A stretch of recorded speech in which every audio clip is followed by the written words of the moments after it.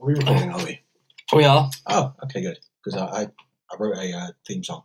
You wrote a theme song? Oh, please. Sing the theme please tune, give us I'm the going to sing the theme tune. I'm gonna write the theme tune, sing the theme tune. Please do. Thank you, 2003. I should have told you. You could have brought your guitar down. You could play some notes. I mean, if you want to go a cappella, we'll go fine. You'll pick it up pretty easy. Okay. If you're a football fan, right, the kind who likes to fight and shouts at the players on TV, yeah, who only play shooters after Call of Duty 3, then you should probably fuck off. Because this podcast, it's not for you. I mean, it's beautiful. I thought I'd alienate, as many people as we don't want up the top. I haven't seen Alienate. There's an Alienate now. Oh, there's an age release 5. So I mean, no 6. I'm pretty Shit. sure you have. Oh, may have done. 1, 2, 3, 4. Don't include the Predators. Cool. Don't include the Predators. Predators aren't alien movies. They're in the box. How many AVPs? AVP. Alien versus Barney. Oh, that would be so much better. I love AVP 1, but AVP 1. I tell you what, should we introduce the podcast before? Yeah. You know I'm keeping this in, right? I'm not taking any of this out. I wouldn't expect you to. Yeah. Good. So yeah, go on. Work, wouldn't it?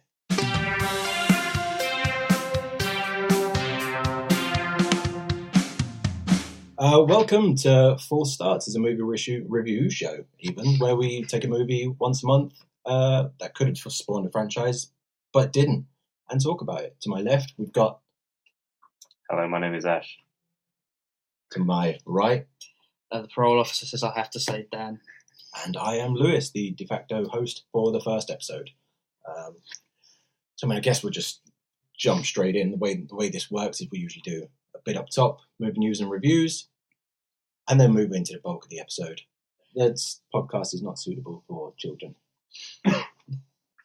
Right. Okay. So, what we've seen recently. We talk about what we've seen recently. Last night we all together went to see Alien Covenant. We did, all holding hands. Out of boredom. Really, not out boredom? of not out of fear.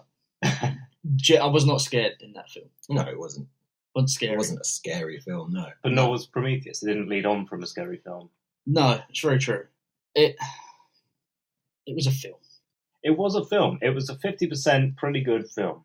It definitely was a series of 24 images a second strung together for 2 or so hours. I mean, was it really over 2 hours? I think that's damn near faint praise. It was over 2 hours because it was nearly 11 by the time we got out of that cinema. Okay, so in that case, it went fairly quickly. I mean, it went at a pace, yeah. A lot of dumb things have to happen for that movie to work. A lot of silliness has to happen. So much. Where do we begin? I mean, everything. It's hard to talk about it without spoiling.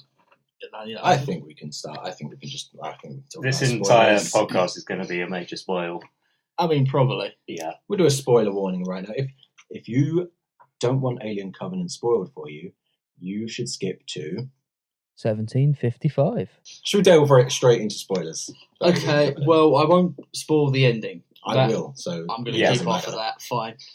Because it wasn't an ending, it wasn't a twist. I think is what they were going for was a twist, and it wasn't. Well, it's a twist you could spot a mile off. Yeah, You from could spot 40th minute. The entire movie, minute to minute, you could see it 10 minutes before, including the first minute before the movie started. During the adverts for Baywatch, I knew how the film was going to start. Well, it's going to start. It's always going to start in space. But it didn't, did it?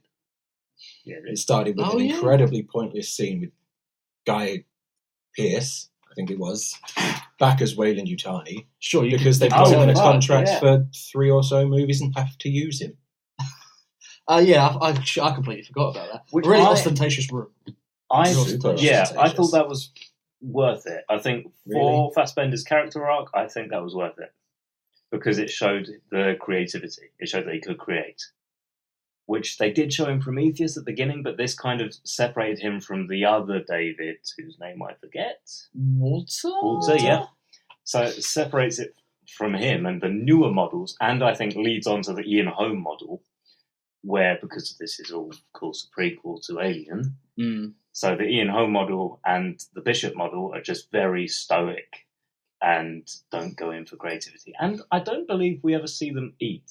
And we did see Walter eat. We saw him drink.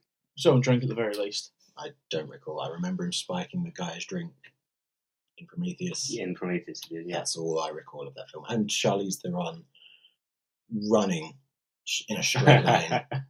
Looking pretty hot, until she got squished. I mean, yeah, but But I mean, even so, after being squished, still hot. Still kind of would, right? I mean, she isn't dead, so she's still hot. Sure. I mean, you have no guarantee she's dead. She's just in a state of squished. Squished. On a ship that blew up. Underneath. No, the ship didn't blow because up. then the ship then flew off. Oh yeah. So there's a horrible streak of stain of Charlize Theron in there. We're talking about Prometheus, not we are talking about Prometheus. Let's back on. Let's get back on track. I will say, Michael Fassbender fucking killed. Oh, so much. Oh yeah, he was great. He was the line. Yeah, he was the best part about that movie. 100%. I'm usually not the biggest fan of Fassbender. His face creeps me up, and that was perfect for this role. Can he kiss himself? It's a little turned on. Sure, why wouldn't you? I'm not gonna see that. I'm kind of disappointed in that because in the cinema I was like, wouldn't it be funny if they kissed right now? And then they did, and it wasn't funny because I wanted more funny. It wasn't going to be funny. It was just like a turn on. Yeah, but I mean, I suppose it was perfect for his character arc. But when you're just in a cinema thinking, this looks like they're going to kiss, that'd be hilarious. To be fair, Alien franchise is not known for the funny. I mean, really. Game Over, man? It's not funny. That is... Well, in the moment, it's not supposed to be. Out of context. Yeah, out of context. There's lots of out of context funny. And to be fair, I guess the entire of Alien Resurrection, the whole film start to finish. Oh, that was just a bad movie. Mm. So I don't even go there. Like, my major gripe was the aliens looked so fake. It really took me out of that whole film. Like, I couldn't stand seeing the CG that looked like it was back from almost a PS2 era. Mm. You know, that's how bad that CG looked to me. There was no reason that the Xenomorph couldn't be a man in a suit with aspects of CGI if he needs to crawl on the walls and whatnot. Yeah, they could have blended the it. The Neomorphs, the little white ones, they were fine. The CGI didn't look great. The first Neomorph you see in the little spacecraft on the planet, it's against a white wall in a white room, and it's very obvious that this thing has been superimposed on it. Was coming out of a white. This film was super white, man. Yeah, it was super white. It's just dawning on me. It even had Danny McBride in it, the whitest of whites, and they gave him a white name of Tennessee. Oh, was that guy? Okay. I mean, you said a name. Yeah. I was like, yeah, sure. No, they just look really bad to me. Like, it really took me out of the movie when I could just go, that just looks like almost, I'm not Birdemic bad, but like, where you can clearly see a shot overlaid on the shot. Like the dog alien in Alien 3. Yeah. I think because they did it, what was most noticeable was they tried to make it skid around. And when it's not actually skidding around on a physical surface, you could painfully see that. It was just slipping on nothing. When the Xenomorph finally did come out, like burst out of a person, instead of being a chest burster, it was a fully formed alien, just smaller. Yeah. That looked ridiculous. And Sophie... Why was it a fully formed mini-me alien? Because fuck you, that's why. That saluted the sun. Because immediately when it happened, Sophie leaned to me and started doing the Spaceball scene.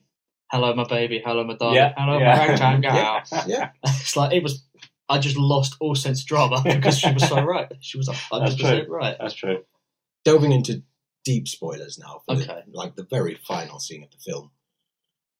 When they're on the Covenant at the end, and David has replaced Walter, I think I've got that the right way around. Yeah. Yeah. Why does he help them kill the alien? I don't know. He should have just let the alien... He could have just trapped them in a room with the alien and gone about with his diabolical plan. Or he could have just flicked on the airlock when they were sitting in the airlock. He could immediately. He could have burst them into flames like James Franco's role. Yeah. All of 2 seconds at the start of the film. I didn't even know it was him until he was in a picture. Let's go back to the very beginning. I didn't even know it was until they told me. Yeah. Where we basically have a beef jerky production, just in this pod, and you just get Squareface jumping on her husband's like coffin, essentially the pod, and going, do we want to get him out of here, or do we want to get in the way while he combusts? Thank you. She's like, no, I have to help. You're lying across the fucking laser sword trying to use, you stupid fuck. Move so I can cut your husband out. Oh no, you don't want to move. Oh well, now he's crisp. You were flailing your arms so much. So much. The entire movie. So flicking the bees. Just in the peripherals of. Just like, there were so many scenes like, Dan's not going to come on, man, come on. So much that just so bothered me. Like people being stupid in order for the plot to progress. Like, what do you say? I put him in quarantine. Okay, I'll stand in there with him. And now I'll run away crying. Now I'll run back. Now I'll run away crying. Now I'll grab a shotgun. I'll slip in blood. Oh, I'll also slip in blood. We're being pretty negative on the film. Now but I think we I'm all going to agree. blow the ship up with a shotgun. No, the film was good. We all agree the film was good. It's the third best Alien film. Yeah. Well, I was thinking about this. Whether it's third or fourth. What on earth would be higher than AVP? Well, you can only count half of them because half of them are Ashley's aliens. just left the room. I told him to get out. I Ashley think will not be joining us it's again. on a par. It's on a par with AVP. It's not. I do like That would AVP. mean that you rate No, because AVP higher than Alien 4 and Alien 3. I Alien 4 I can understand, but not. I don't think I've not seen Alien 4, and I can't remember Alien 3. No, I know I have quickly, seen it. No, favourite one Alien? Alien 3. Alien. Aliens. Alien, personally, right? But you can make an So we're argument. correct. But no, here's the thing, you can make an argument for either of those two, right? Either one of those could really, depending what you wanted. Did you want like a tense thriller, or did you want like actual people getting fucked up? Depends what you want. You can switch them around. So, but Aliens, and then I actually think, despite all its flaws, Alien 3 maybe over Alien Covenant. See, this... But then I keep flip flopping because I think there are scenes in Alien Covenant that are way better than Alien 3, and I haven't seen Alien 3 in a long time.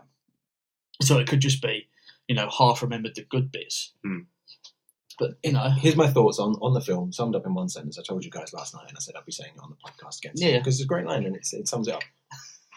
Not to toot my own horn or anything. Yeah, you may call me wanker. In attempting to be both a sequel to Prometheus and a prequel to Alien, Alien Covenant fails at feeling like a sequel prequel to either. Yeah, that's how I think that sums it up. I think it's a decent sequel. I'm still waiting on the overtones of the prequel. I mean, the only thing I really got from that was let's downgrade the androids a bit and make them more stoic. I guess. And let's kill off the stupid character from Prometheus. Because she was a bit stupid in Prometheus. Yeah. I love the way they handled her death. Yeah, actually. It was good. Because it was something I'm going to be talking a lot about today is show don't tell. And showing when the revelation came of how she died, that was perfectly done. Yeah. Because it was in the back of your mind, but you were never sure. Yeah. You were never sure that that's how she was disposed of. You're pretty confident she's dead and David did it. You're pretty confident all the way through. And then, they don't actually tell. You have no proof until the very end. Yeah, and then he doesn't sit there for 20 minutes explaining what he did, which is good. So we should probably wrap up our thoughts on Alien Covenant. But before we do, I took a recorder with me last night to see if anything changes from last night to today. Do you want to hear? I mean, yeah. Here we go. I don't know if hopefully it'll pick up. It's a lot of walking. I took my recorder with me. Okay. Out of the car. What's I'm getting nothing here. Okay. I remember this white noise from the movie. It was very... Jesus. Get out of my house. I took my recorder with me. Get out of my house. Fuck out of my house. I'll put that shit away. I think I did pretty good there. Right, so those are my thoughts on Alien Covenant. Talking about Alien Covenant, I just want to kind of go from A to Z straight away. First of all, the first fuck up, you might say it was like getting in the way of the laser and burning your husband. But I think the first ever fuck up fuck up, is making the crew, the entirety of the crew, come with their partners. I like that. I think that's the worst fucking If you're going to build ever. a colony. No, colonists, bring the family in the colonists, but the crew of, I think, 8 people? It's 15. 15 people. Wow, really? 15. Yeah, can you name them? Tennessee, Squareface. Damn it, by 1 second. Mexican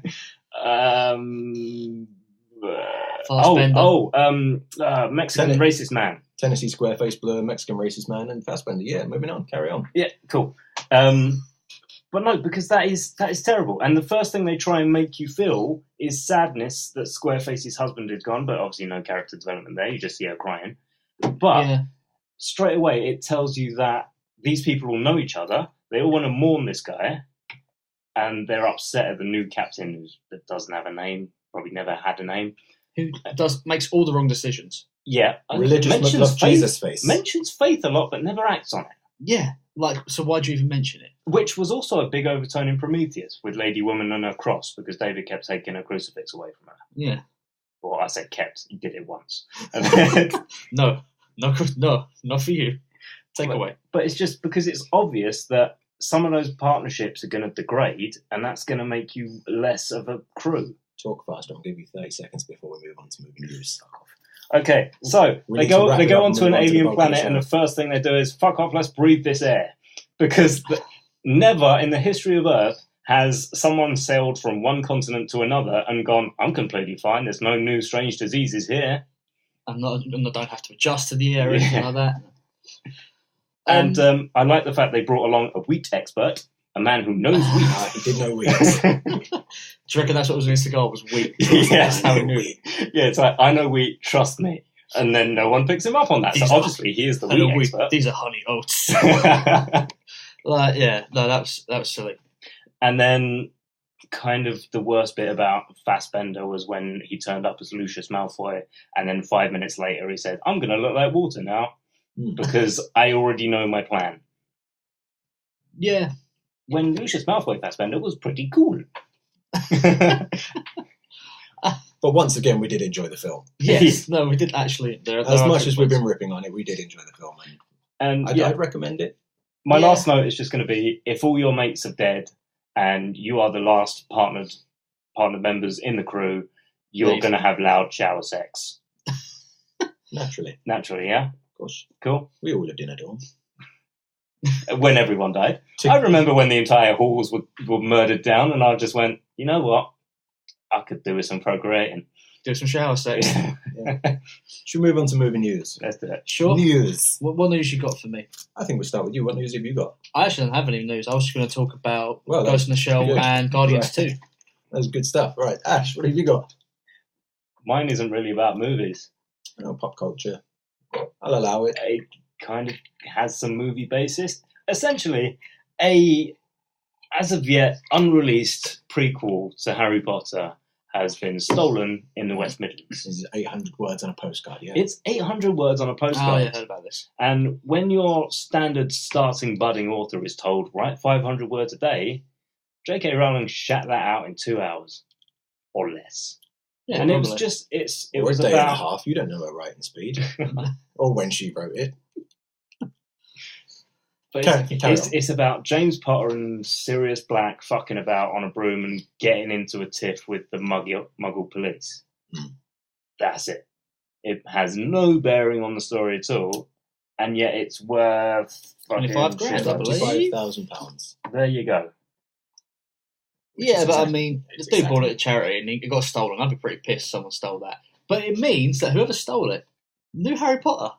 He had read Harry Potter. I thought that, but then if you're going to pay 25 grand to it, you're going to stick it on a plinth or something. You're going to make it obvious that is pricey. I guess, but then it's just a postcard. To a normal person, it's just going to go, that's a postcard. Fucking weirdo. But he clearly took the time to read that, looked and saw James Potter and Sirius Black and went, ooh, that's Harry Potter related. I don't think I'm you going would to have stick it in a that. plinth.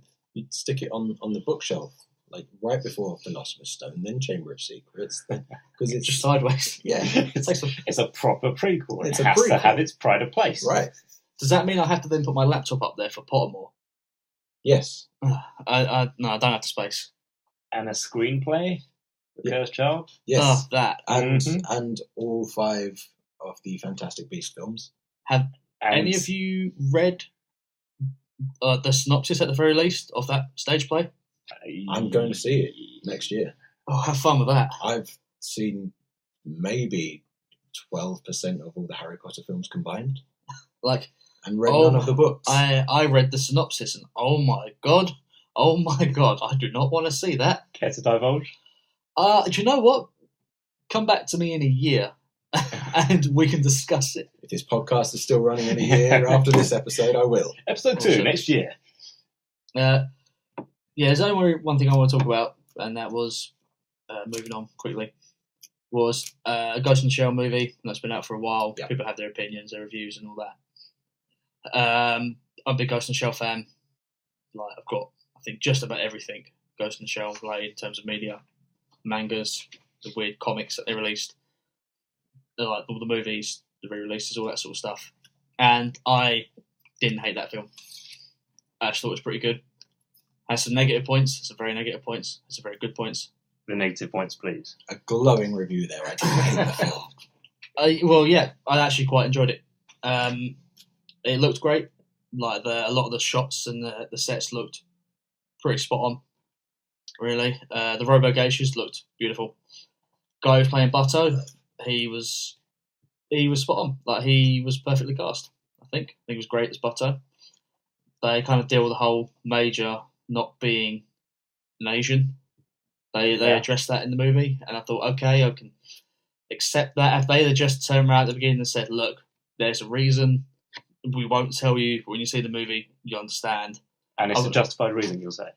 I would say it's a justified reason. There are people who are not going to agree with me, people are going to call me an arsehole, fine, whatever. Yeah, but what's next? Yeah, exactly. Yeah. Negatives, a lot of the philosophy that they use is quite light in the actual show. It's a lot less heavy-handed in the series and all the other media. Felt very forceful, bit rammed down your throat a little bit in this. How would you rate ScarJo as a leading lady? You could have got someone better for the role. She wasn't terrible in the role, but you could have got someone better to play her, a better actress, I think, to play Makoto Kusanagi. Such as? I'm going to push you on this. What was her name? She was in X-Men Apocalypse. She played Psylocke. Oh. Olivia Munn. That's the one. Olivia Munn. Really? I actually think she could have been. Are we going way better based off the strength of the Psylocke performance in X-Men Apocalypse? She barely had of all the X-Men film. Worse than 2? Yes. Wow. Yeah. 2? Yeah. 2's one of the best. No. Are you sure you don't mean 3 with the Golden Gate Bridge? 3 is also bad. Let's not do this. 3 is better. Anyway, news. You have some news. I have some news. I thought it was good. I think this might be the biggest movie news story of today, which is Tuesday, May the something.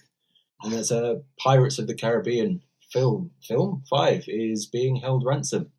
Some hackers have managed to break into one of the smaller sort of subsidiary Disney companies, one of the people that they deal with, stolen the film and are holding Disney ransom for an unspecified amount.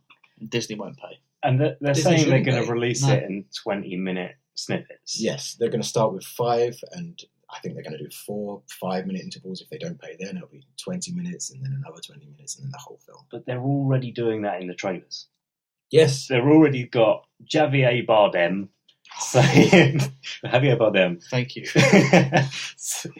Saying there, here is a sneaky peeky of basically me with a CGI floaty face releasing these sharks to go and not very much. Zombie sharks to go and just be. To not do anything, to just turn up and be. Just stay there and maybe do a bit of a jump and no crescendo in the music. Just be there, don't be a peril. Don't even go after the woman who's jumped out of the boat. Yeah, but bear in mind, this is the 5th in this franchise, and a franchise that quite logically should never have gotten to 5 films, so let alone... Are you saying that 5 might jump the shark? Oh. No. Ashley's left again. You're both as bad as each other. You're just both as bad as each other. Spike in the mic, we can fix it. We fix it in post. I have to fucking fix it in post. I have to fix it in post every day of my life. Fuck you.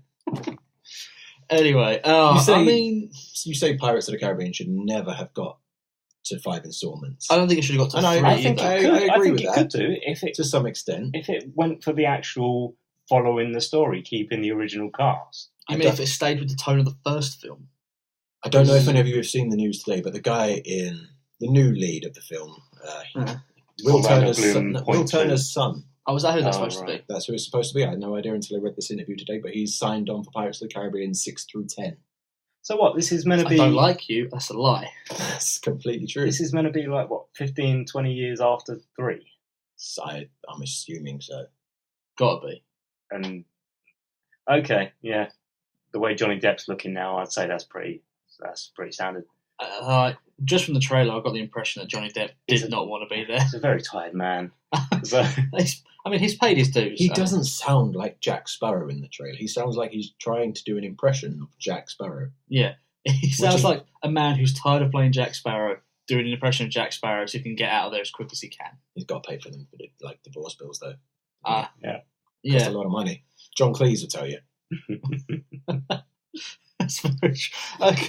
Should we wrap up movie news for the day? Shall we move on to the main meat of this? Should we move on to the meat and potatoes of the episode? Yes, I will grab my notes for this. So the premise of the show, as I poorly explained up top, is that each month one of us will pick a film that could have spawned a franchise and failed at the first hurdle, a false start, if you will.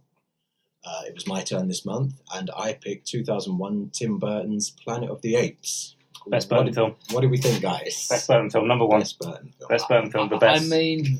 Ashley's left again! Fuck, he jumped out the window! And I'm back. I'm quite good at that. I'm good at coming back. I mean... Just like Tim Burton. When he came back and produced the 2001... Well, he didn't produce, he directed it. 2001 Monkey Planet. I would like to ask you, Ashley, what other Tim Burton films you've seen? Edward Cacans and... Let's give them the real name so that people don't assume... Edward Snippy Snips. Better. Closer. Edward Snappy Snaps, yes. And Nightmare Before Skellington Christmas. Not a Tim Burton film. Not a Tim Burton film. Get out. Okay, so of the 2 Burton films I have seen... He stole the credit for that. Number 1. Over Edward Scissorhands. This is over Edward Scissorhands, without a doubt. And your thoughts, initial, summarising thoughts, Dan? I thought I was going to go in hating this film and it was going to take me forever to watch it. I actually managed to watch it in 2 parts, mainly because it was late and I wanted to go to bed. But I watched it and I didn't hate it. I thought I was going to hate it. I wasn't... I'm like all right. So the biggest thing for me is that if a movie bores you, it's not even worth watching because it's not going to give you anything. Even a bad movie that's done in earnest gives you something amazing. Yeah. And a good movie done properly gives you something amazing. But when you're just boring, then I find it very hard to care when nothing's happening. I think there was always something going on in this film. There was a lot. I mean, and sometimes that bit that was going on happened to be Helena Bonham Carter. So if you overlook that, it's a good film. See, I don't think she was that bad in this film. I think she played a natural role for once and has based every role on that since then. Okay, well, what's your initial thoughts? Because I didn't hate this movie as I thought I was going to. I genuinely fucking hated this film from start to finish. It took me 2 weeks to watch and 5 attempts. What was your favourite bit? Find the positive for me. Well, Abraham Lincoln. The end. Abraham Lincoln is your favourite. I had that written down. That was the joke I made. I wrote that down. Abraham Lincoln. And I thought I'm quite proud of that, even though everyone else has thought of it. Well, this is for you, Dan. Fuck you. Fuck you. I got Would you guys like a little fact about the film that might contextualise it? Yes. Go ahead. The film was being rewritten 2 months before they started shooting. They were still rewriting scenes as they were building sets. Oh my God, they made it so good. The rewrite was done by a Lawrence Connor and Mark Rosenthal, who had previously worked together on not a lot of films, but one of the most famous ones that they wrote together was Superman 4: The Quest for Peace. Wow, that's not a good film. And one of the films they wrote after this was The Sorcerer's Apprentice, which I'm sure we'll get to at some point. Ooh, I do remember that. Nick Cage, the whiny kid from How to Train Your Dragon. Yeah. I'm the Sorcerer's Apprentice. Shit, that's my impression of him. That wasn't bad. It was pretty good. It was pretty spot on. Right, so right off the bat, I thought the casting was kind of weird. There was a lot of names, Wahlberg, Tim Roth, Boehm Carter, and you couldn't recognise any of them. I knew Giamatti when I saw Giamatti. Okay, yeah, you knew Paul Giamatti, but I initially confused him as I thought he might be Jim Carrey's The Grinch. I mean, he plays. It's Giamatti being Giamatti. It's not. It's Giamatti being Jim Carrey's The Grinch. Well, yeah, it's the same There thing. isn't. Now you say it. Yeah. Yeah. Get them out and get them clean! Tim Roth was the one that took me a while to spot. Tim Roth. And I should have guessed it because he was acting crazy like Tim Roth is supposed to. He was the only one. You could tell he was the only one who just went out and said, all right, I'm playing an ape. Maybe I should research apes. You could tell he was the only one. Yeah. Every cast member attended ape school for, I believe, 2 weeks before the film started. They're all standing upright except for Tim Roth, who's just Planet of the Apes. They all stand up. Then why is their most respected general just running around like a loon, bouncing off of walls? He's a fucking nut job in that whole film. He really gets off on it. Yeah. I've got written somewhere in my massive notes. I mean, and he has a rage boner. Behind all those prosthetics, you could see that everyone else playing with him, acting with him, was genuinely scared. It's like, what is this mad monkey man going to do? I mean, it is Tim Roth. He is kind of a scary person. I do love Tim Roth. I love everything the man has done, but this, I mean, what he was doing here was fucking batshit crazy. Yes, it was insane. Actually, the costumes. I want to talk about the costumes. Go on then. From afar, good. Don't have eating and drinking scenes. Because when you're sitting around a table and you're just raising it to your mouth, and that's all you're doing, and you're putting it back down because you can't stick it in your prosthetics, and also don't have that kid at the very, very start of the film stick his tongue out and it doesn't get further than the prosthetics. That's not sticking your tongue out. That's just playing with it in your mouth. I don't know which kid that is. I recall which kid. So, on the topic of prosthetics, they did look amazing, though. They did. Right? Like, They even looked great. like years past, I actually think I was like, okay, these are pretty good costumes. I've seen worse in more recent films. But even for the time, the Charlton Heston original was really good.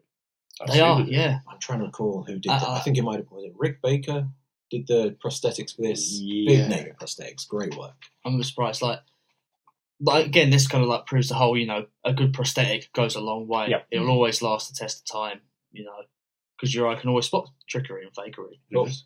On the topic of prosthetics, though, I mean, this is a $100 million movie. Prosthetics look great. They got huge name actors in the film, and I'm assuming that is where all the money went on the prosthetics and the actors, because they clearly didn't get anyone back to ADR their lines. Yeah, you got a good point. Yeah, everyone talks like this because they've got giant monkey teeth in. And it's really difficult. This is why Paul Giamatti sounds like the Grinch. There was one lady who was really bad, and I couldn't understand a word she was saying. It's true. Why can't the government simply sterilize them all? The cost would be prohibitive. Although our scientists do tell me these humans carry terrible diseases. Yeah, but you didn't go to a day of monkey school. So this is true. I suppose that is how they would talk in real life. Yeah, they all have lists. Wahlberg, he works at a space monkey prison. Yeah, Wahlberg hates. He was the worst in this film. Apes. Let's not be racist. Apes. Apes. Like anything in that genus, I guess. He was terrible in this film. And everything I've written about, he seems bored, he does a shit speech at the end, which that speech. I'll get to. I've got that speech in my notes. He does a shit one, then he does a slightly better one, but it's still shit. I mean, I kind of want to put Mark Wahlberg there as doing a good job because everything fucked up around him. And I kind of want to go, that's how he was playing it. He was playing it shitty. He didn't really give a damn. He was just there on this ape planet, and he was like, well, I'm fucked. Better just watch it all get fucked more. But he was a dickhead from start to end. He didn't learn anything. He was, which is why you don't really care that he's just been shoved out into space and ends up on this hostile planet. Because I would have loved more enthusiasm, I guess. More acting from him. You did it! You blew it up! Maybe another 20... No, not even that. Give me another 25% effort, and I think I would have been all right. What? No. You were waiting. You were holding that. I was waiting for a pause. You were waiting for that moment. I'd like to ask you guys, what was the space cloud? They said it was electromagnet, and that was all the explanation that was given. It was time travel. That's what it was. It was time travel cloud. Yeah, Space Mumbo Jumbo don't need no excuses. It does if you're attempting to make a hard sci-fi film, which is what they were going for. Were they going for the technical sci-fi? I think they were going for a harder sci-fi than the original Planet. They had the whole definitely thing. Were. Because I literally put down, I actually quite like the feel of the space station in that, and like I'll actually get to the point of how I think you could fix that whole film, but I will come to that later. But yeah, like I actually quite like the feel of the sci-fi stuff. Some of it was a bit too much. Like, here's my beacon. That's also a scanner. That's also a map. That's also this. That's also a key. Yeah. I'm like, I understand we have smartphones. They do a lot of shit. But I'm pretty sure that looks like that's bollocks. There. See, that's why I kind of think this movie is more about going on the footing of the original. It's about the relationships of the apes, the fact that they are so human-like. So that's what you're focusing on rather than look at the bleeps and bloops. I guess. I don't know, like, it just felt like a nice sci-fi opening. If they didn't have Wahlberg in the lead and had someone else, which, speaking of which, they lose a chimp and Wahlberg decides to do something stupid. And he hated that chimp, though. He hated that chimp. He so much. Teased that chimp, took the piss out of that chimp. But knew him so well, apparently. But knew him so well that when the chimp went into space, which he clearly didn't care about, it's like, I need to get that chimp back. Yeah. It's like, did he have a thing for abusing that chimp? Did he want the chimp back or did he want the craft back? I'm not sure. Yeah. He wanted something back, but he didn't act enough to tell me. So I couldn't tell you. Fair. Would you guys like some history on the film? No. Yes, why not? Yeah. Well, they've been attempting to make it since the 1980s. This remake? Not this particular version of the remake. As I said, it was rewritten dozens and dozens of times. Okay. Originally meant to be made in the 80s with either Tom Cruise or Charlie Sheen in the lead. I would pay to see Charlie Sheen in the lead. It then went through a bunch of different writer-directors. Peter Jackson and Fran Walsh, Lord of the Rings fame, had a crack. Okay. They had a go at it. I could see you grimacing over there, Ash. I can make you grimace more because their pitch was about the ape renaissance and a half-human gorilla hybrid. I'm going to touch on the ape renaissance. Yeah. In the 90s, Arnold Schwarzenegger was going to be the lead, as he was in everything in the 90s. Mm-hmm. Chris Columbus came on board and then left, taking Arnold Schwarzenegger with him to make Jingle All the Way. Okay. That was worth it. Yeah. It was after Chris Columbus left, Roland Emmerich came on, James Cameron, Michael Bay. I want to see a Roland Emmerich ape movie. Back to Peter Jackson again. They all had a crack at it and they all stepped away after some point before Burton came on board. Okay, so that's a lot of people to go through. There's a lot of people to go through this. Yeah. And Burton said that he wasn't interested in doing a remake or a sequel to the original. He wanted to do a reimagining, and boy, did he ever. I remember him saying that it's its own thing, it's a reimagining, it's not a remake, I think, and it very clearly is a remake. It's a super remake. It's steadfast in that remake thing. Remember the original where there was a spaceman, now there is a space monkey? The second word out of an ape's mouth is, "Get your hands off me, you damn dirty human." I quite like that line. I like that subversion of the original line. I thought it was quite nice. I grimaced at the time, but I think in hindsight, I do think it was decent. It was actually a pretty good line. I won't, because it's a nice little cool, essentially a callback to the original, but it did something different with it. I thought it was quite nice. 16 minutes in though is when you get apes. 16 minutes into this film is when you finally get to see the apes on their Planet of the Apes, which is very clearly You get to see apes in shadows jumping down from trees. I think it was about 19-20 minutes before we actually see an ape. See, now I don't count that because that's just shows. I mean, you actually see an ape at the 16-minute mark. Okay, I don't have the exact sex, but can I ask what your issue with that is? We've not seen for that long. Yeah, I'm fine with that. I mean, I would be fine with that if they used the 16 minutes previously to build any character. Yes, I'm with you on that. But also, you want that reveal. You don't want to throw them into it. It's true. So no real problem because at the very it could have gone. I think it was just in that sweet spot of, it's too quick to suddenly introduce them versus it's been too long. Where are the goddamn apes? So I guess it's kind of fine. But I mean, they tied you over with some chimpanzees. To be fair, the space science stuff did actually tie me over enough. I didn't care for the humans running around before that point. Before they brought to apes. I would have preferred he crash landed. The first thing he ran into was apes. How do we feel about talking humans? Because in the original, they don't talk. I have to. I'm pretty okay with talking humans because if we didn't have talking humans, would just be Wahlberg. Well, no, if we didn't have talking humans, this podcast would not exist. Which I'm sure many people are now thinking that would be a better future. If you have turned off, you can't hear this. No point. Thank you for staying. The female lead in this and Whistler. What was the point in them? What was the point in him interacting with any other person in that movie, any other human in that world? I'm so glad that they allow the human slaves to still have push-up bras, though. Yeah, she looked great. Who is she and what else has she done? No idea. I'm assuming she's a model. I could have researched it, but I didn't. I did research it, and she's been in nothing. She's been in your standard B-movie horror films as woman. Basically. Her character name here as well. Right, pretty much. Yeah, you know her character name? Woman. No, she has a name. No, she doesn't. Look, I didn't see None of the humans in this film have a character. Without looking at your notes... I've got no names written down in these. Give me a character name. Wahlberg. No, a character name. Wahlberg. And Whistler. Anyone. See, I want to say Taylor, but that was bloody Heston. Yeah. Because he makes such a big thing of it. My name is Taylor, call me Taylor. Wahlberg doesn't do anything about that. It can't be done. I told you, Wahlberg. None of you listening can do it either. Especially you, Apart Gary. from Fade, name me an ape. Fuck. Prophet Ape Man. Go on. Begins with an S. Go on. He's the Jesus of all apes and his name is S-Man. What? Oh, Are you trying to say Superman? You're talking about Zemos, right? Zemos, yes. Not really a character, though, was it?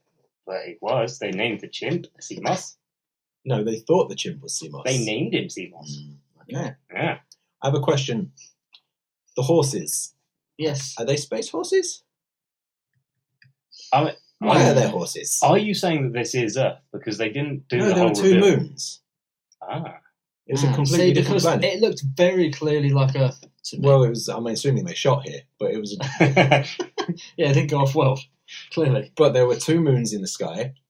Apes were the dominant species. Where did the horses come from?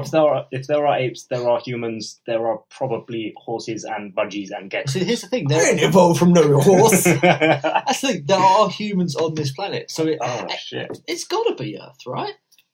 Like, it's not. There are two moons. We have anywhere between 2 and 5, according to scientists. So visible in the sky at any one time. I don't know. I didn't fucking look deep enough into it. Okay. Thank you very much. But yeah, random grunting. There was a lot of random grunting in this film. Have you been to a zoo? I mean, yes, I have. No. That's me when I'm at a zoo. What is zoo? I've never been. See, where I'm from, you would be in zoo. Quoting the film there. Indeed. I like it. The editing sucked as well. Yeah. Straight up, there was some such choppy editing. At points, it was really, really hard to focus on what was going on. Noticeably when he's first crash landed and he's stampeding with the humans. Yes. So many dodgy cuts there. I'm not going to talk about the editing because I like my job. If you are listening, Mr. Editor who edited this film and need an assistant or a junior editor, I am available. Fuck it off. From August. Primarily as a junior, that's kind of what he's into. Primarily, yes. None of these now. Children, behave. It just kind of, for me, it was really hard to focus all over the place. It kind of really bothered me. The grunting, it just kept bothering me. I don't know if that was just because it was Tim Roth being Tim Roth. Or... It was probably the fact they have only had one day of monkey school. Yeah, probably It's down like, to that. do you want to learn a proper full-on language, or would you like the basic ABC grunt?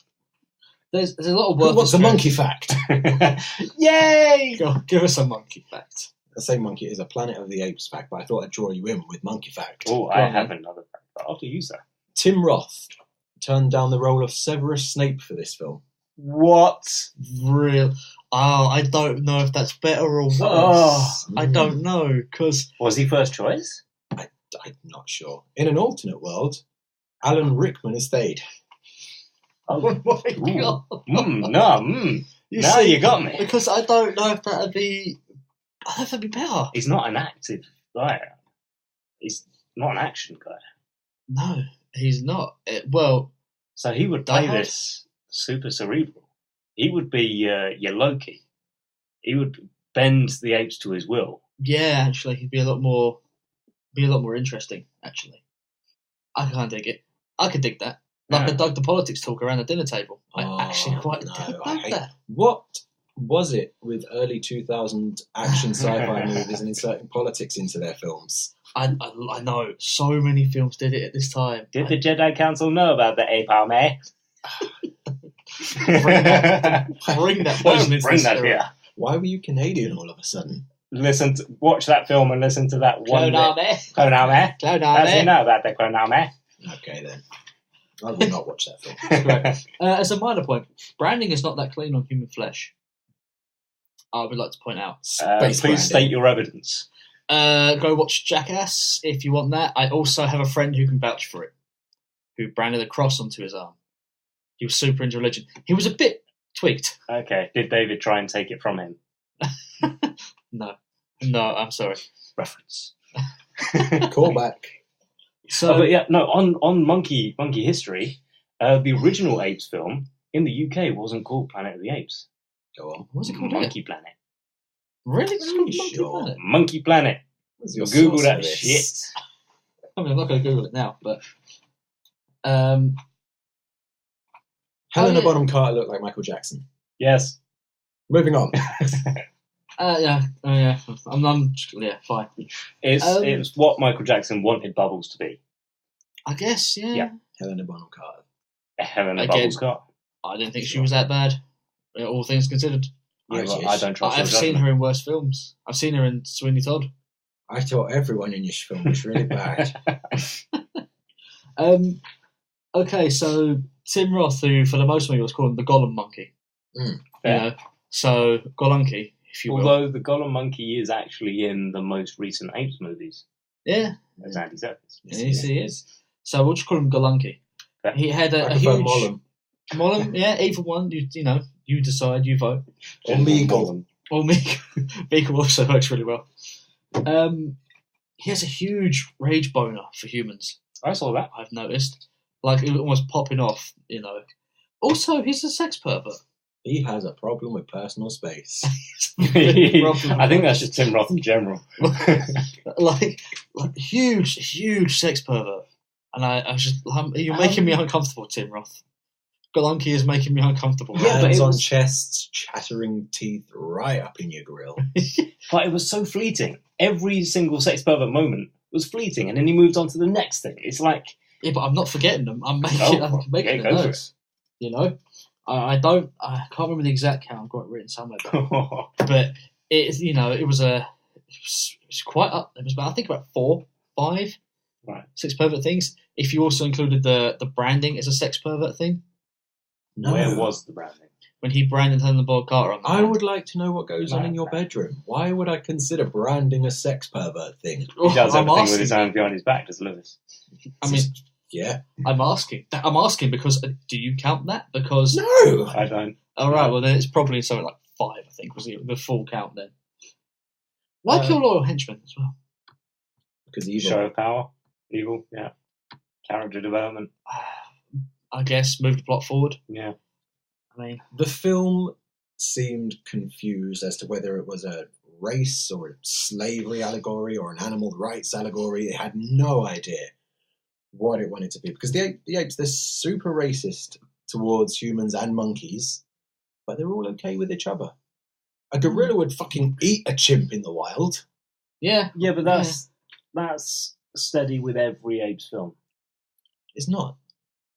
The original and the new films, they have a clear sense of what they are. They know if they're a race allegory or a slavery allegory or an allegory is fine, one. but this film has no fucking clue. The apes themselves get on with apes of every type. Oh, right, that, yes. Yeah, fine. Sorry, that's what I was making. Stupid hats and shit kids, I'd also like to point out. Just small. These are just like some very small notes. So, very grey. Monkey sex. This is the ramblings of a tired man. This is a ramblings of a man who kind of lost his sex scene was fucking weird. Really weird. That was between the orangutan and the woman who had the really bad lisp. Yeah, that was really, really like just like waving her arms like she just don't care.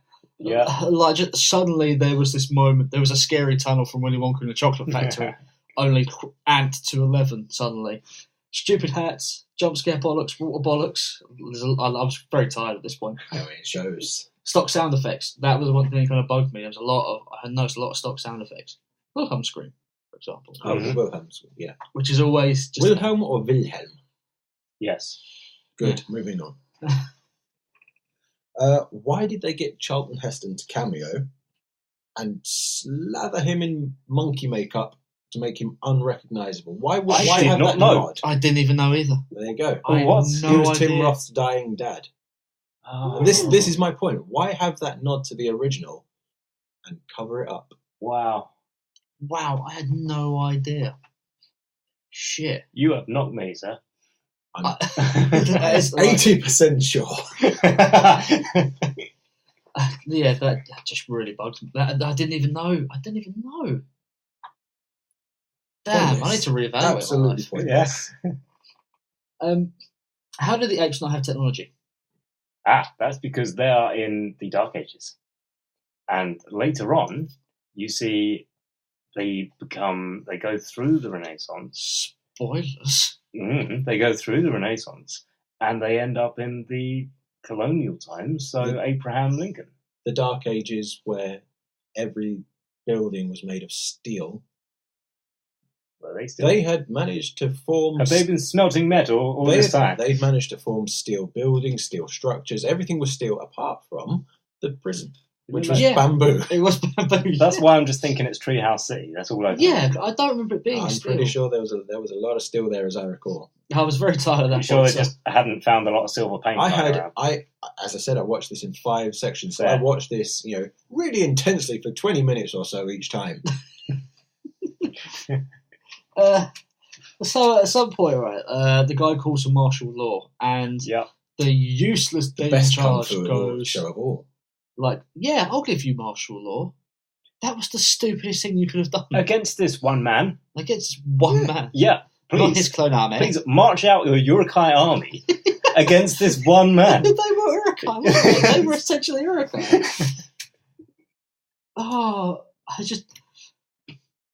I mean, he wanted the world of men to fall. I mean, like, it's very clear, like, that's never going to be a good idea. Yeah. Ever.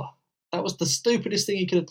Like, almost every authority figure, like father figures, like mayors and shit like that, they're all useless in this movie. They all do nothing. I just... Like, I get them saying, no, you're being stupid, stop doing that. That ruins your life. The thing is, I am happy with that because this is an anomaly. This is one thing, a human who kind of knows what he's doing has turned up and has started wrecking shit. And you're like, oh, fuck, deal with this. Oh, I can't do it, you do it. So it's just passing the buck. It's like, okay, but give all your power to me, precious. It's like, maybe don't give him the ring of power. I'm surprised there was no scene as, yes, have martial law for 5 minutes and deal with this issue, and then it will return to us. So we don't have I am the Senate situation. Escalating it, like he keeps doing fucked up shit, you need to give me this martial law, and then him relenting and going, all right, fine, I will give you martial law for like 24 hours, deal with him in this time, and then you're done. Yeah, but also, your standard martial law is curfew and conscription and all of that putting together for one man, again. Not marching on Minas Tirith. Not marching upon Helm's Deep, fuck you. Oh, you like that I didn't give you the right one? On the subject of Lord of the Rings and Planet of the Apes, this film was released 1 year before the Two Towers. I believe. What was it? It might have been the same year. I think the same year as Two Towers. Yeah. 2001. And the final battle sequence is Helm's Deep and monkey fights. Yeah, it really is. Night and day. They are so far removed from each other. One is shit and one is fucking great. Yeah, so how are you comparing them? I'm just pointing out. Are you just saying I'm just pointing out that these films coexisted at the same time. Okay. And one of them looks so much worse than the other. Like their climaxing scenes, there's two very distinct differences between those climaxing scenes. If Apes started doing the hacker, up it by 20%. No, because I guarantee none of them are from any country where the hacker is a cultural part of your life. I fucking guarantee. Have you not been to the planet of New Zealand where Planet of the Apes was based? with the 2 moons? Planet of New Zealand with the 2 moons? What the fuck? What? It's not Earth. So therefore this entire planet... Should we have one more monkey fact before we pause? Have another drink, which Ashley clearly needs. Thank you. Yeah, okay. Monkey fact. There was meant to be a romance subplot between Mark Wahlberg and Helena Bonham Carter. Oh, yeah, that was very clear. Yes, it was. Very clear. That was supposed How to happen. fucking weird would that have been? Very weird. But the thing is, Charlton Heston kissed his monkeys in the original. And it's fucking weird. It is weird.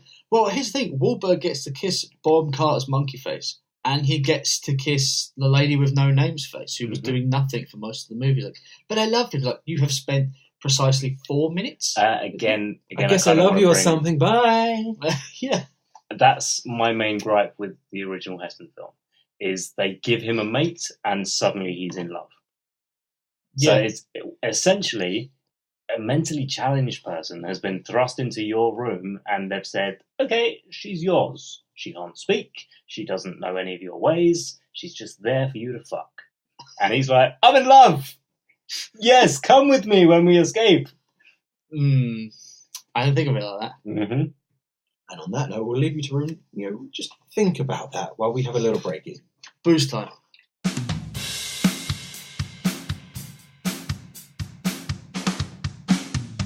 We're back after retrieving more alcohol. Yep, should we start off? Right. Well, let's start with the Evil Dad revelation. Hold on, who's hosting this episode, motherfucker?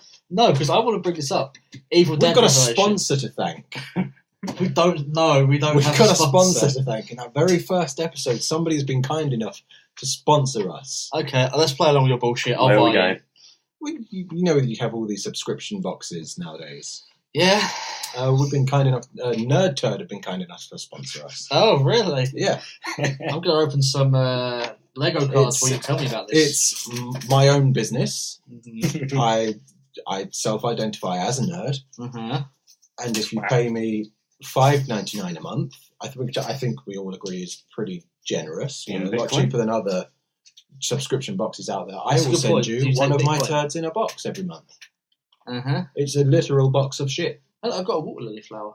It's really cool. I don't know what that is. I'm going to open one. Shiny. I got a welder. That's really. I got Shark Guy.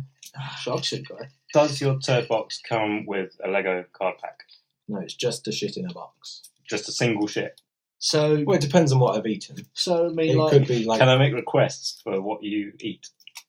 No. So you saw the black market deal that Cards Against Humanity had and thought, I'll turn that into a business venture. I did not see that. I got a Lego hotel. Oh, thanks. Oh, cool. I'll treasure that. And Plant Monster, who is possibly the most scared man ever. I want someone to take a photo of that.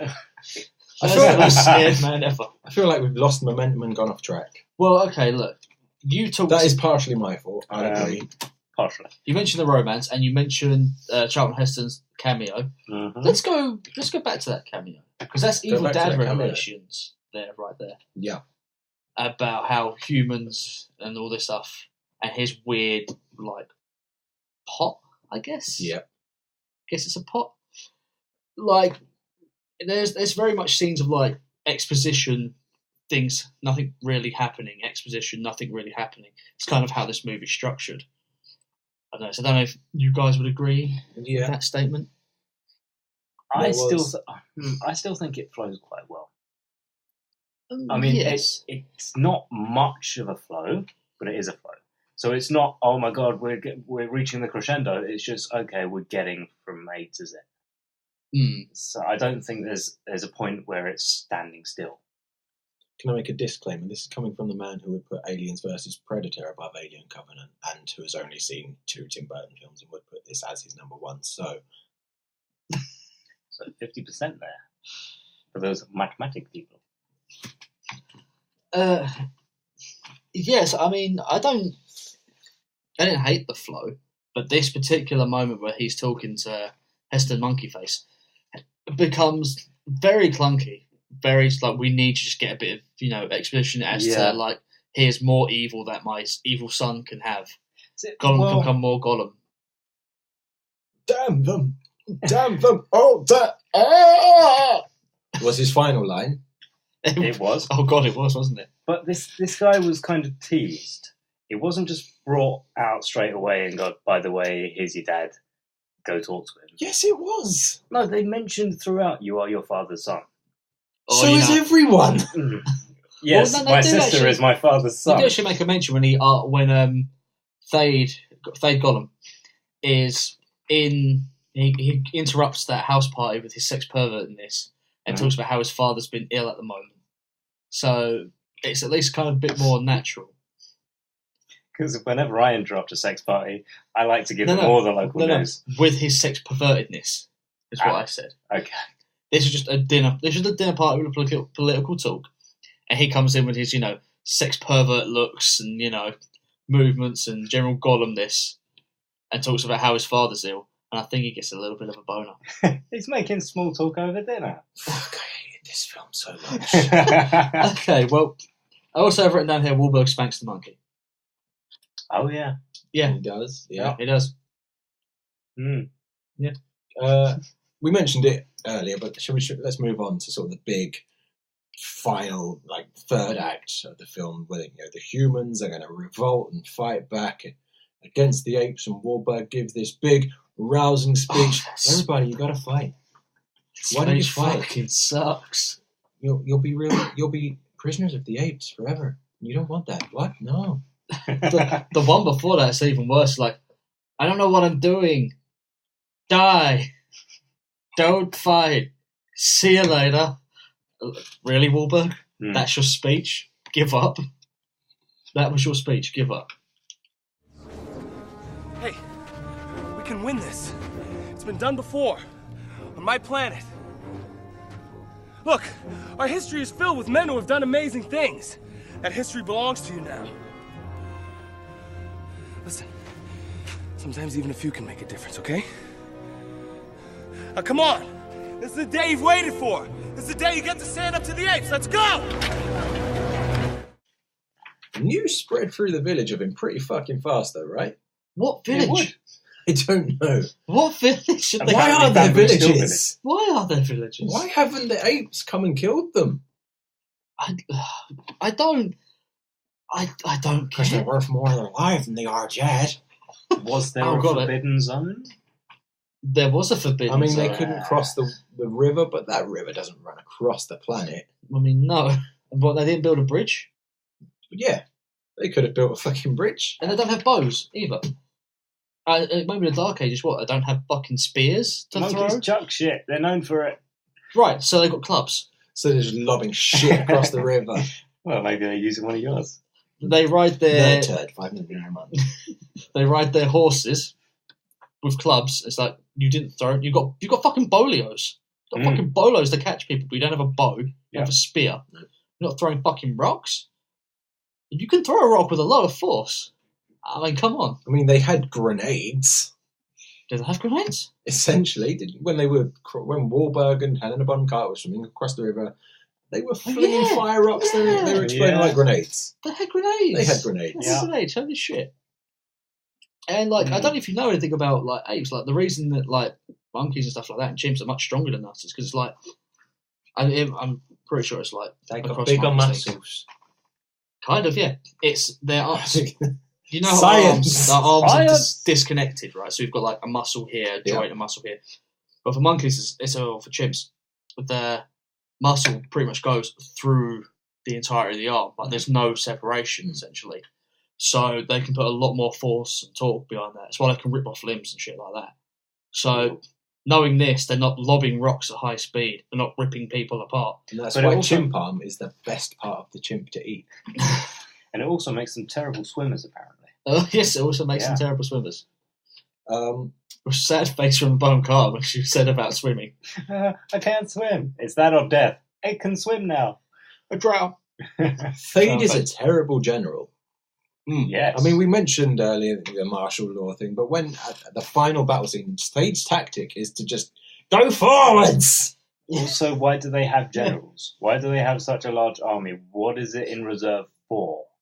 Who were they war with before that army was about? Horses.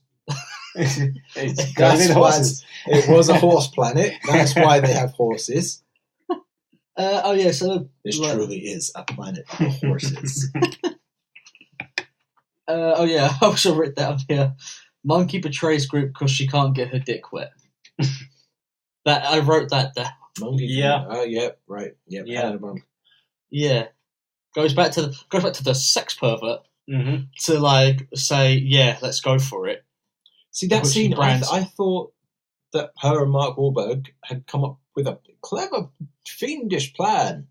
Because the scene before they were talking and they were scheming, and then no, she just went to Thade to see if she could get Wahlberg let off the hook, and no, she couldn't. Thade chats his teeth at her, sniffs her, and brands her. Is that what she was trying to do? Because I did not get that impression from that scene. I got she felt dejected for some reason because she had a monkey boner and didn't get anything, and so it was like, well, I know there's a sex pervert, which is a weird thing. Is she the only activist of that Free the Humans society? I think so. Yeah, you don't meet any other monkey activists who join in with the humans to fight. Got like the older gorilla guy who helps her, but But I mean, the characters were so paper thin. I don't know what anyone's motivations were. There wasn't enough building on characters. Sort of halfway through the film, Paul Giamatti catches up. The Grinch catches up with Paul Wahlberg and HBC and everyone, and grabs the little kid. And Wahlberg shoots the gun behind him, scaring off Grinch's bodyguards. Helena Bonham Carter Monkey breaks the gun and says, "We're not killing apes." And 40 minutes later, she is on board with genocide of all of Thade's apes and blowing them up with a spaceship. Yeah. When did that happen? Which that ship, by the way, is controlled by nonsense. And there's a lot of that's controlled by nonsense. You like the bleeps and bloops? I did quite like the bleeps and bloops until it was like, I'll just put my GPS phone into this and then the door opens. Yeah, but it's already been ascertained that this thing could be piloted by a chimp. And barely a Wahlberg. He gets lost twice. It's a very good point. He gets lost twice. No, just like when it was actually showing you how the ship worked, I thought, no, this just seems like nonsense. If they didn't have shown me that, I would have been totally fine with all the ship stuff. It was essentially Baby's first playset. It was like, push this. Yeah. Like, do this, poke that. The Did anybody else notice in the opening scenes the fake monkey hand? Like cut from real monkey face to fake monkey hand pushing a lever. But it looked like really good for a monkey hand. Like it didn't have the articulation. A Poundland monkey hand on a stick pushing up a lever. One of those ones that they use sort of the little grabbers that do that. Yeah, it didn't have proper articulation in the elbows. I missed that. I actually missed that shot. I don't know how I missed it. You thought the chimp was generally playing spaceman. I think I clearly blacked out at that point. It's what's going on? 5 minutes in, less than. While we're talking about the real chimp and Zemos, they send him out at the beginning of the film to check on the space magic. And he shows up later on in the film, like very, very end. Zemos has returned. There's Ex Machina. Why did they send the chimp, the real chimp, who went out to look on the space magic? Why did they send him out with a satchel filled with guns? Yeah. I don't know why. What did they expect? And Wahlberg knew there was a gun. Yeah. They're like, "Yep, gun." Yeah, there were two behind the monkey. The two hidden monkey guns that will obviously come in handy. I get it. Yeah. Well, the thing is that Wahlberg gets his gun back at one point, and that gets broken, and then it magically works again in the next scene. We better Better Before send he that gets chimp his out with a second gun to shoot the electromagnetism. Oh, fuck, it's dangerous out there. Now, if he gets to that planet, he's got to deal with chimps. Better give him a gun just in case. Should we tell Wahlberg? Nah. Let's not tell Wahlberg any of this. Let him just chase after the chimp into the fucking time storm. By the way, that pod that Wahlberg leaves from is 20 metres away from that control room. They're just watching him go, and then they're like, oh, by the way, the pod's released. Okay, then. That's it.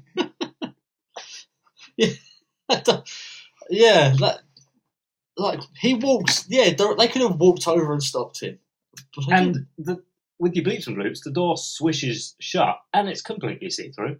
So it's not like I'm blocking myself away from them getting in this pod. It's like, where did they think he was going when he was very clearly upset about either the monkey or the ship disappearing? And he'd been saying for the last 30 seconds, I want to get into a pod.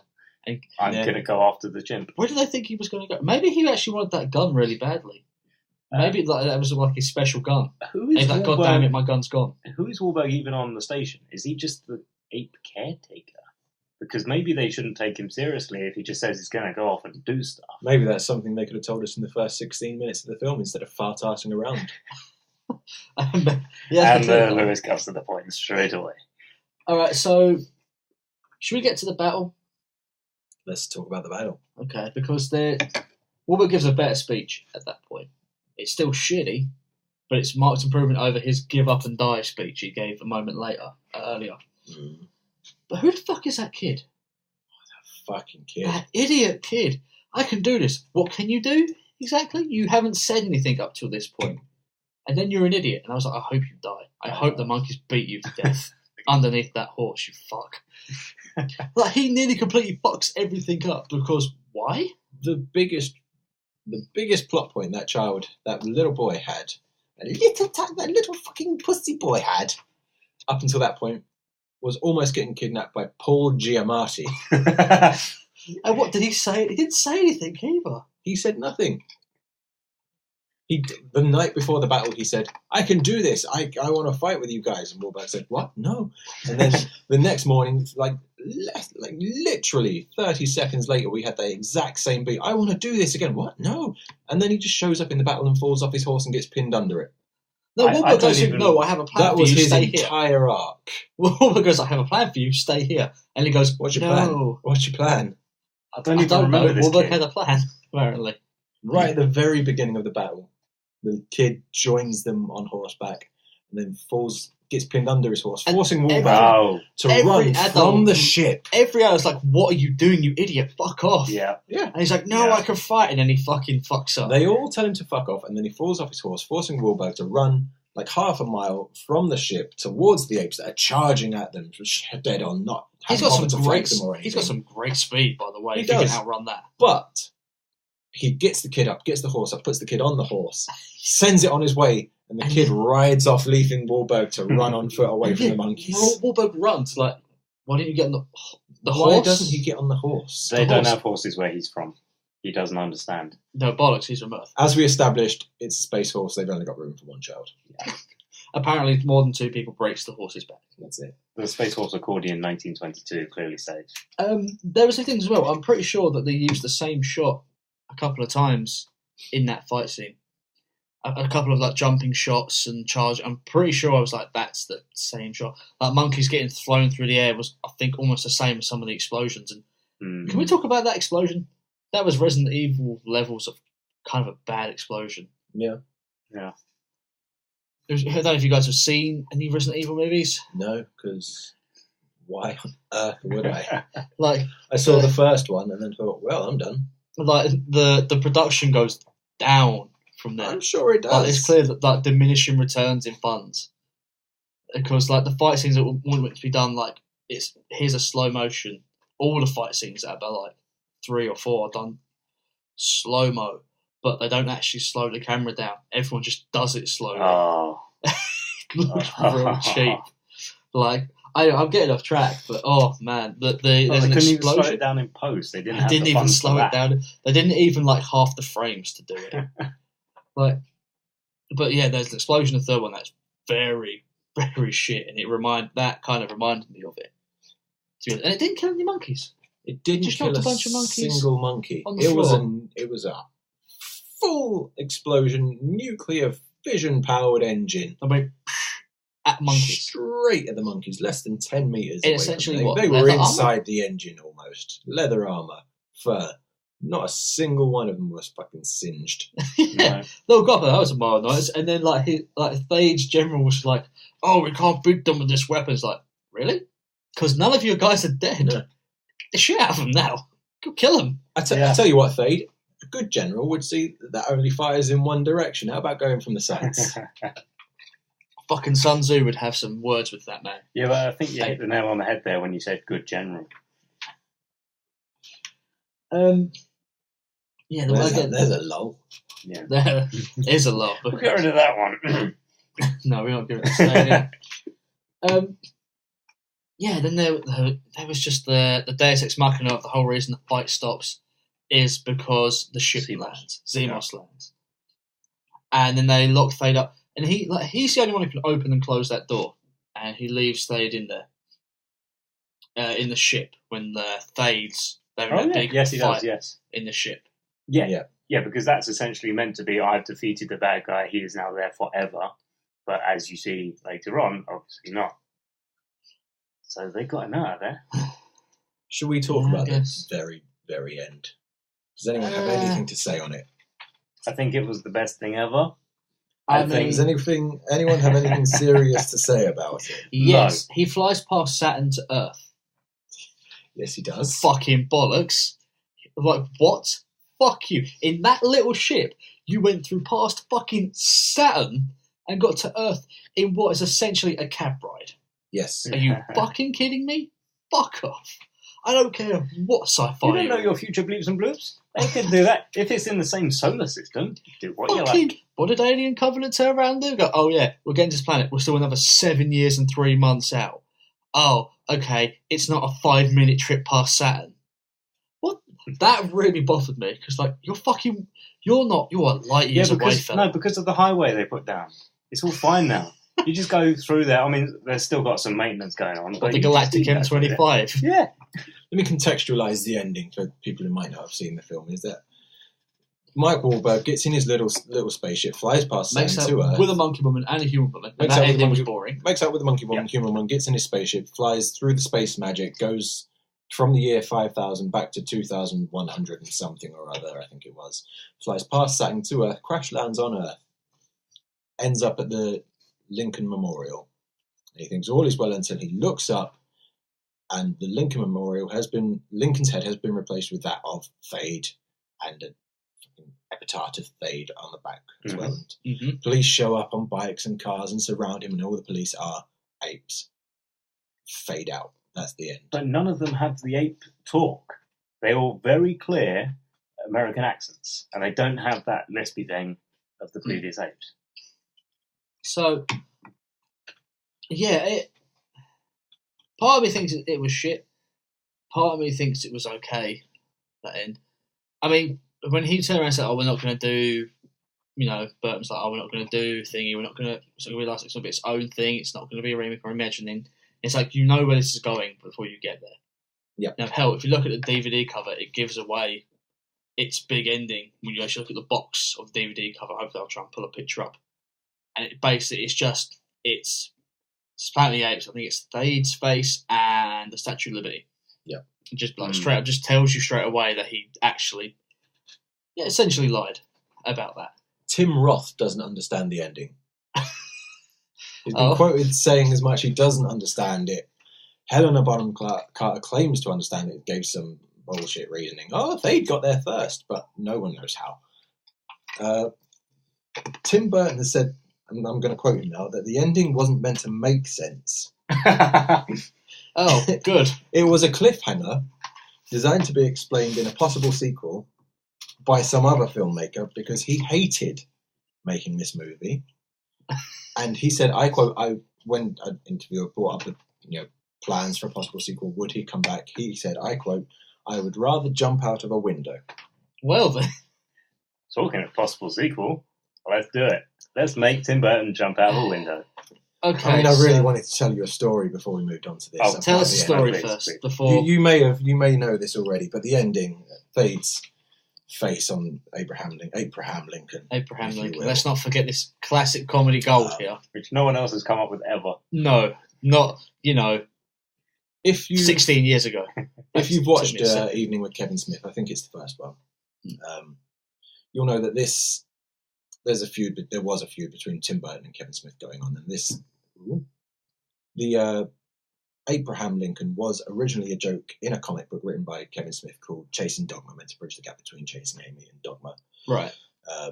So Burton and Kevin Smith had some dealings in the past. Kevin Smith had written a draft for Superman Lives before Tim Burton came home, took it over and everything. So we're assuming Tim Burton must have seen that image at some point by Kevin Smith. They've got previous, and it's stuck in his mind. But Tim Burton has said he's never read a comic book ever, and he would never ever especially read something written by Kevin Smith. To which Kevin Smith replied, "That explains Batman, then, doesn't it?" That's what I was going to say. Oh, yeah, Bird. I mean, not that Kevin Smith did anything great outside of Clerks, but still, Bird. Sequel ideas time. Okay. We end every show pitching a sequel to the film. Has to be in universe, has to feature these characters, or at the very least be the same vein as the film. So we're going to go around the table. To my left, we'll start with you, Ashley. I have 2.5 sequels. Go for it. Is that like the follow-up to 2.5 Men, only funny? I hope so. Right, the first one... Canned laughter there. I'll put some in. Thank you. The first one, okay? Okay. Wahlberg gets captured. So we start off where we finish. Wahlberg is there at Abraham Lincoln's memorial, and he gets captured by the police. Not a flashback, but homage to the original Charlton Heston film. He gets busted out of jail by freedom-fighting apes, or human-friendly apes, whatever you'd call that. Okay. Right. And they essentially get him. They fight their way back to his ship, which is in some sort of roped off area where they're doing all their studies because they want to know more about the bleeps and bloops. And so they get in the ship, and he manages to work his Wahlberg magic and finally gets back to where he wants to go, back to Monkey Planet. And he knows that it's his job to kill Thade. Okay. I can buy into that. So it's essentially Mark Wahlberg is the Terminator going back in time to kill Tim Roth. That's my first option. That's your first option. Let's see your second. Second one is the sequel to the original Charlton film. They send another astronaut off after Taylor. They want to know where Taylor's got to. So they send this astronaut who ends up on the same planet. And he actually finds Charlton's character in Taylor, and he's gone all mad and monkey crazy. And I think he kills himself, or he dies somehow. Right. So essentially, this new astronaut is gone, oh, the chimp has gone missing from the station. Oh, and now the chimp caretaker has gone missing from the station. I, too, must go after these two, because that's the done thing. Let's call him Brian, for no reason. Okay, Brian Blessed. Yeah, so he comes after, and he finds out he lands on, or crash lands, as you will, on Monkey Planet. And he finds this legend of this human man, who's this human prophet, who travelled with the Monkey Messiah. His name was Simos. Travelled with the Monkey Messiah. And now Thade has gone. He's taken the ship that he was trapped in. He found a way to take that ship. Right. And he's gone. But Simos is still there. Or did he go in the pod with Wahlberg? No, he stayed there. Island. He's still there. Good. My theory holds water. He's still on Monkey Island. The Monkey Messiah of Simos is still there. And so this new astronaut, Brian, is essentially a parallel to the movie of the same name, Life of Brian. It's Life of Brian Ape. And he is the new Messiah. You based it on a pun, didn't you? He's not the Messiah. He's a very naughty monkey. Thank you. Dan, let's hear your sequel idea. I have 2.5. Oh, fuck me, he's got 2.5. 2.5. 4 words. Just goes on. Planet. Yeah. Of the Horses. Oh my god. Prequel. Oh my god. The whole room's just covered in jizz. I was covered in your goo. Oh my gosh. It was just shit me. in a box. It was just me. Sorry, guys. Dan. Okay, your well, sequel. I actually have a fix that would make this movie a lot better. Go on. And you just completely remove the apes entirely. You don't make it Planet of the Apes. So it's Planet of the... Like, you could have the So apes. it's Planet. It's humans running from nothing, It could being be, caught by no, nothing. it could just be humans In running from bamboo. genetically, essentially modified humans. Almost. Because they do Like- introduce genetic modification in the film. The chimp, CMOS, is modified. So you could have that, just like, it's not actually apes, it's just modified monsters and creatures. And you can go, oh, well, where did this weird modified creature come from? Where did these weird beasts essentially come from? It's like, oh, it came from our research and all the shit we did to them and send them into space, all this time bollocks. You know, I think if you just removed Isn't it that from... essentially the current plot for the monkey reboot? Is it? But I'm talking not actual monkeys. I'm talking like more beasts, like actual monsters. I'm not talking Okay. apes because I'm saying remove that entirely from being Planet of the Apes because this doesn't do anything It's for no Planet of longer the Apes. Planet of the Apes then. Planet of the It doesn't Monsters. do Inc. anything for Planet. Like this movie does nothing This is for. not a sequel to Planet of the Apes. This is just now... This is June. yeah. Well, yeah. Just do Dune. Just do Dune. It would actually be better. Would it though? I mean, Have you not, with you've better seen actors Dune? and a tighter script, it would be better. Who's directing? David Cage. Tim Burton. Let's give it to Peter Jackson. Oh, Your favourite. Because you'd go see it. You'd happily go see it and you'd have no problems. oh no! I'd go see it. Where you're wrong is that I would happily go see it. No, you'd go along with a big smile and your Coke and your popcorn. And a huge hate boner. And a huge hate boner that You hate people Peter would Jackson ask you far about. too And you go, much. no, it's okay. That's a hate boner. I promise you, I'm not going to jack it. But it's a hate boner, okay? And you sit I down might punch it. and you watch. But in terms of a sequel, I guess maybe you could have the whole thing be he comes back to the ship and he's trying to convince them this is what's there. And they send someone else down and it's just a barren planet. And the whole thing is, did he just fucking imagine this? Did he go on some fucking weird trip and this never happened? Or is this actually a Planet of the Apes? And obviously it is actually a Planet of the Apes.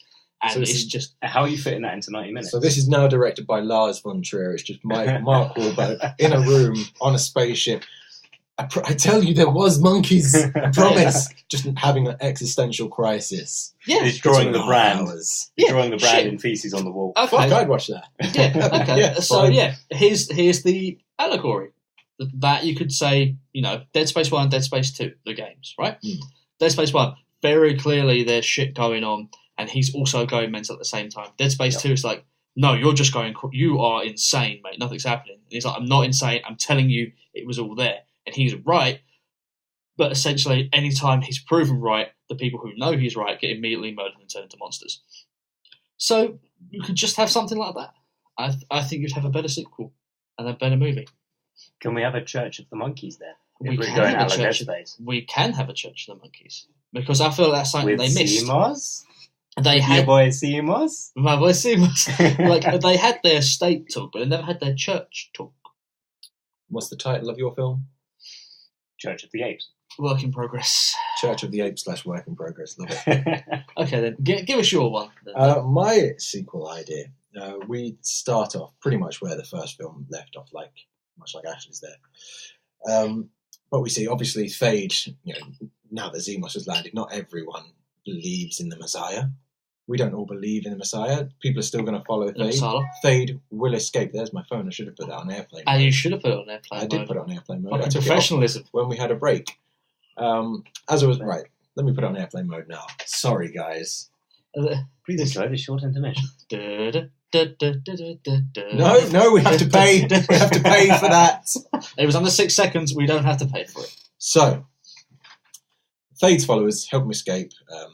They all form their own little cult around this spaceship. They learn things, and obviously Fade somehow has to go back in time to affect, Abraham Lincoln's head. Mm-hmm. So what we essentially see is how Fade does that throughout this film. And we learn the space magic cloud is a space magic cloud. It's sort of sentient. It sends you where it feels you need to go. Ooh. So if Thade, as Thade goes through the cloud, Star Trek. yes, there. As Thade goes through the cloud, he wants to take over the humans' planet, so it's sending him back to the 1800s, and then he'll fly back through it, and it will send him even further back or further into the future. It's it's Quantum Leap with Thade and touches of Star Trek, and I like Quantum Leap. It's essentially showing how Thade manages to get Earth to the point that it is at the end of Tim Burton's film. He managed to become emperor of the fucking world, eradicates any knowledge of humans, just a complete genocide. We see that happen. Human history is erased. Anything about them is eradicated. So when Mark Wahlberg lands, and I'm setting up a pitch here for the third film, all right. Mark Wahlberg lands. The ending of the second film is the same as the first. Mark Wahlberg lands. Abraham Lincoln, they all surround him. And this is where the third film picks up. They surround him. And the third film is Mark Wahlberg is E.T. Right. Okay. Done. I think you're missing a major point in your second film. Go on. Your lead man is Tim Roth. Right. Your lead man. Right. He's jumping up and down in full prosthetics. Yes. Getting all handsy with everyone else. Timothy Roth, This is he's not getting handsy with Tim Roth. That's one scene where he's apeshit bonkers and jumping off the walls and swinging off the chandelier. No. Chandelier. That's every scene. 2 hours. Okay. Okay. So all right then. So what are your final thoughts then on this film? I think we'll say that for the sequel ideas, there'll be a poll on Facebook. If anybody's listening and wants to vote, we'll decide which of these pitches is the best. Oh, then at the start of the next episode. If someone remembers. If anybody's listening, please, for the love of God, just vote just one person. I'm not voting. Us. I have 1.5 options more than you two. I'm quietly happy with my chances. We're just going to go your idea, his idea, my idea. Motherfucker, I've got 2 films as well. I had a fix. I've got Birth of the Planet of the Apes and Mark Wahlberg as E.T. I mean, I had a fix it and then one sequel that I pulled out of my ass on the spot. You had Lars von Trier's Church of the Planet of the Apes. Lars von Trier's Church of the Planet of the Apes, which you would watch, because of course you would. Because that sounds interesting. Yes. So, final thoughts, sum up Planet of the Apes in a sentence. Go, Dan. It was alright. Actually, best Burton film of the past, of the present, and the future of all time. It was terrible. It was fucking shocking. Everyone just stay away from this film. Tim Burton's made many more films, and this is definitely just one sentence. It's just a lot of commas. He has done a lot better. And I think that about sums it up for the first episode of Full Starts.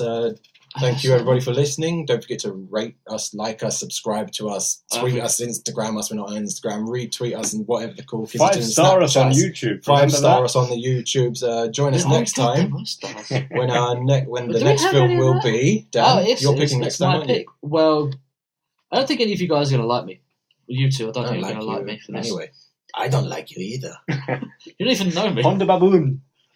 No, we're going to watch Masters of the Universe. Oh, we fuck. We're going to watch that. You don't know what that is, clearly. No, because there's a particular part of that title that's missing. You know what it is. Oh, He-Man. There we go. Ah, gotcha. We're talking Masters of the Universe. We're talking the live action.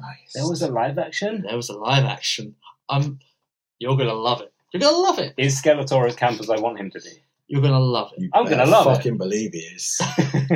Yeah, and that's what we're going to watch. Good. Okay. Sweet. We'll look forward to that, everyone. And thanks again. We'll sign off. This was me, Lewis. This was me, Ash. Dan. Tatty bye. Have a good evening. Fuck off.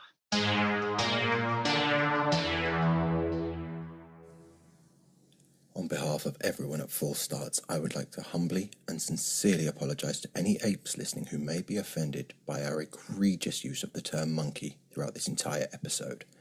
It was not our intention to mislabel any hominids who might be listening, and there is no excuse to be made. Some of my best friends are apes. Friends are apes. Friends are apes. Friends are apes. Friends are apes.